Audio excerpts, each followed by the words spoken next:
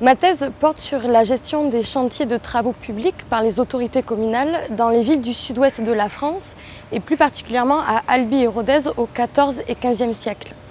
Ma recherche s'inscrit donc au croisement de l'histoire de la construction et de l'histoire urbaine et au centre de mon enquête se trouve le chantier de construction, objet d'étude pourrait-on dire total par ses aspects à la fois économiques, sociaux et techniques.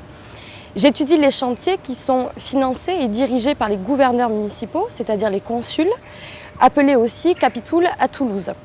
Ils concernent l'aménagement de l'espace urbain, les travaux de voirie, les fortifications importantes à cette période en raison de la guerre de Cent Ans, ainsi que la construction et l'entretien des bâtiments publics comme les ponts, ouvrages d'ailleurs souvent emblématiques pour représenter les projets de construction civile. Nous nous trouvons justement ici devant le pont Vieux à Albi. Le pont du Tarn, comme il était appelé au Moyen-Âge, fut construit au XIe siècle et a requis, durant la période que j'étudie, de nombreux travaux d'aménagement et de réfection. Depuis les années 1980-1990, les chantiers urbains ont été largement étudiés, notamment pour les villes du nord et de l'est de la France ou encore de l'Italie. En revanche, pour les villes du sud-ouest, les travaux publics médiévaux ont été peu analysés.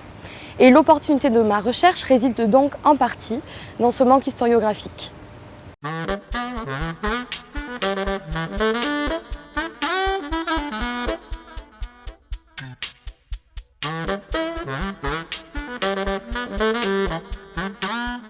Pour étudier ces chantiers, j'utilise les comptes et les délibérations consulaires qui se trouvent aux archives départementales et municipales. Ces registres de comptes, dont voici un exemplaire daté de 1408, détaillent les recettes et les dépenses de la commune sur 1 ou 2 années. Ces documents administratifs et comptables sont donc précieux puisqu'ils nous permettent de suivre le déroulement d'un chantier, les hommes qui y travaillent, les matériaux et les techniques employées, ou encore toute l'organisation logistique qu'il nécessite. Nous trouvons d'ailleurs dans ce registre la description de réparation du pont du Tarn ou encore les travaux d'une tour de la ville. Nous avons en plus la chance de disposer de comptabilité complète et, à l'instar de ce document, bien conservé.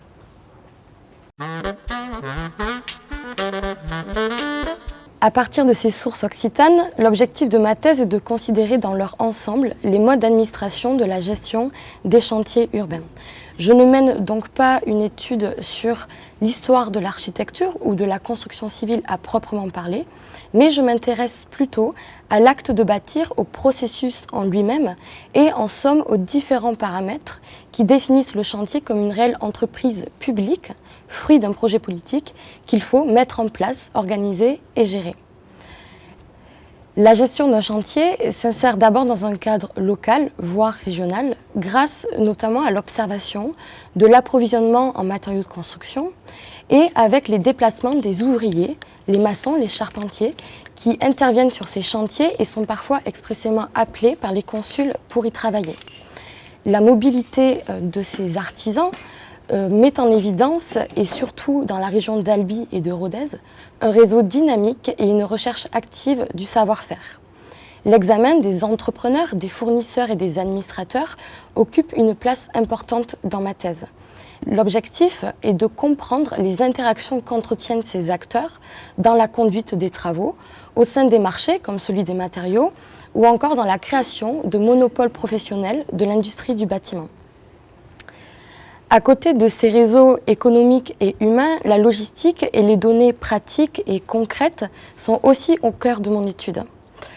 En sortant d'une analyse centrée sur le chantier in situ, je m'intéresse davantage à visualiser la gestion des travaux à l'échelle de la ville intramuros, à savoir ce que cela implique pour les gestionnaires de superviser plusieurs chantiers en simultané, de coordonner du personnel, des opérations, d'assurer la circulation de la main-d'œuvre, des matériaux et des engins, ou encore de veiller au désencombrement des lieux de construction et des rues. Ces éléments dessinent alors une infrastructure complexe à l'échelle urbaine.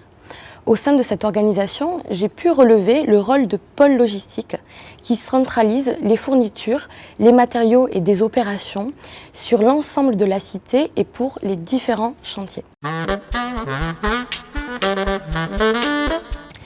Ces problématiques participent en résumé d'une approche systémique de la gestion des travaux publics, possible grâce à l'observation du déroulement quasi quotidien des travaux, grâce aux sources écrites, doublée d'une étude sur le temps long, c'est-à-dire 2 siècles. J'interroge ainsi les capacités des magistrats à planifier, prévoir et anticiper. Par l'attention que je porte aux compétences mises en œuvre dans la réalisation des projets constructifs, ma recherche s'intègre aux axes consacrés notamment au savoir du LabEx Astec, qui, dans le cadre d'un contrat, me permet de mener à bien cette étude.